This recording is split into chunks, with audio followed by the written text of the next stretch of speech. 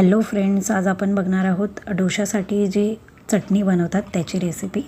तर सगळ्यात आधी आपण हे सुकं खोबरं घेणार आहोत 1 वाटी, 4 मिरच्या घेणार आहोत, कोथिंबीर घेणार आहोत, लसणीच्या 10-12 पाकळ्या, 1 इंच आलं, सगळं बारीक आपल्याला चिरून घ्यायचं आहे।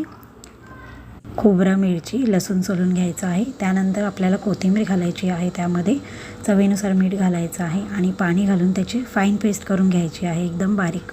कढईवर तेल गरम झाल्यानंतर आपल्याला मोहरी घालून घ्यायची आहे। मोहरी चांगली तडतडल्यानंतर जिरं घालून घ्यायचं आहे, कढीपत्ता घालून घ्यायचा आहे त्यामध्ये। नंतर ही केलेली पेस्ट आपल्याला घालून घ्यायची आहे चटणीची आणि त्याला चांगलं उकळी येईपर्यंत आपल्याला शिजवून घ्यायचं आहे।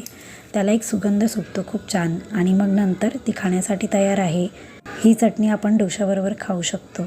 जर बटाट्याची भाजी किंवा सांबार नसेल तरी ह्या चटणीबरोबर देखील डोसा खायला खरंच खूप छान लागतो। एकदा नक्की ट्राय करा आणि व्हिडिओ आवडल्यास लाईक, शेअर आणि कमेंट करायला विसरू नका। चॅनलवर नवीन असाल तर सबस्क्राईब करा। थँक्यू।